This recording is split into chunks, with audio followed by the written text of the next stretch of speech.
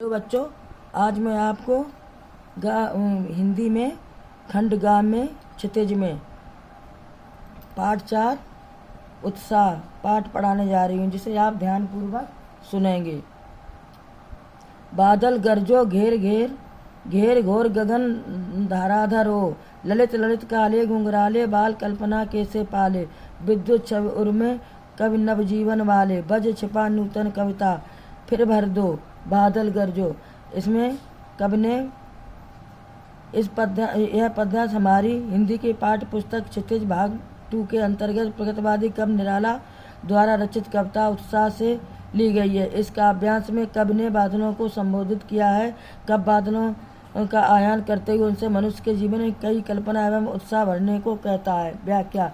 कवि बादलों का आयान करता हुआ कहता है कि हे बादलों, गरजो और अत्यधिक सघन होकर आकाश को चारों ओर से घेर लो, अर्थात उमड़ घुमड़ कर चारों ओर भारी वर्षा कर दो, ताकि कवि बादल को संबोधित करते हुए कहता है कि तुम्हारा रूप कभी कभी अत्यंत कोमल, सुंदर और कालिमा युक्त धुंधला होता है। तुम्हारा यह रूप उतना ही सुंदर लगता है जितना बालक के मन की कल्पना मनमोहक होती है। एक तरफ तो तुम्हारी हृदय में बिजली रहती है, अर्थात तुमसे विनाश की शक्ति विद्यमान है, जबकि दूसरी ओर तुम नवजीवन देने वाले हो। जहाँ एक तरफ बादल अंकुर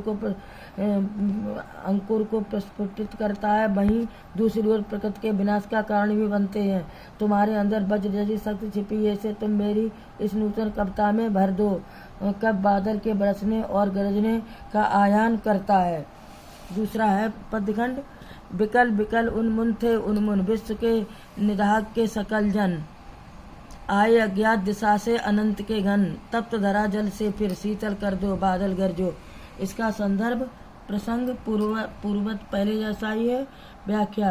कवि निराला कहते हैं, पूरी पृथ्वी के लोग गर्मी से इतने व्याकुल हैं कि उनका मन कहीं नहीं लग रहा। वे अत्यंत अनमने सुस्त से दिखाई दे रहे हैं। तुम बरसकर पूरे विश्व को गर्मी से दूर कर दो और उन्हें ठंडक प्रदान करो। कब बादल को संबोधित करता हुआ कहता है कि अज्ञात दिशा से आए अनंत बादल, इस गर्मी से व्याकुल पृथ्वी को अपने जल से शीतल कर दो। अंत में कब एक बार फिर बादल को बुलाता है और कहता है कि बादलों बरसो, ताकि सारी पृथ्वी तृप्त हो सके तथा प्रत्येक मनुष्य प्रसन्न चित्त दिखाई देने लगे। अब दूसरा है खंड, इसमें अट नहीं रही है।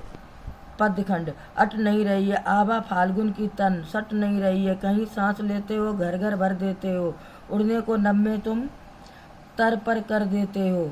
प्रसंग। यह काव्यांश हिंदी की पाठ्य पुस्तक क्षितिज भाग 2 के अंतर्गत सूर्यकांत त्रिपाठी निराला द्वारा रचित कविता अट नहीं रही है से लिया गया है। प्रस्तुत कविता में कवि ने फाल्गुन मास की सर्वव्यापक सुंदरता का वर्णन किया है। व्याख्या। अट नहीं रही है। फाल्गुन के महीने में चारों ओर मादकता छाई रहती है। प्रकृति के इस सौंदर्य को देखकर कवि कहता है, कितना अपूर्व सौंदर्य मेरी आंखों में समा नहीं रहा है। मेरा शरीर इस अद्भुत सौंदर्य को देखकर रोमांचित हो रहा है। फाल्गुन के महीने में जब प्रकृति सांस लेती है तो अपनी सुगंध से सभी घरों को भर देती है। ऐसे मौसम में पक्षी आकाश में पंख फैलाकर उड़ने के लिए लालायित रहते हैं। आकाश में पक्षी पंख फैलाए उड़ते दिखाई देते हैं। अगला है पद्यखंड। आँख हटाता हूँ तो हट नहीं रही है, पत्तों से लदी डाल कहीं हरी कहीं लाल, कहीं पड़ी उर्मे मंदगंध पुष्पमाल, पाट पाट शोभाश्री पट नहीं रही है। इसका प्रसंग पहले जैसा है। संदर्भ। इस काव्यांश में कवि ने फाल्गुन मास में सौंदर्यपूर्ण पृथ्वी की अलौकिक सुंदरता का बहुत ही मनोहारी चित्रण किया है। व्याख्या। कवि निराला कहते हैं कि आज जब मैं आँख हटाता हूँ, अर्थात आंखें बंद करता हूँ, तो फाल्गुन की सुंदरता मेरी आंखों से दूर नहीं होती।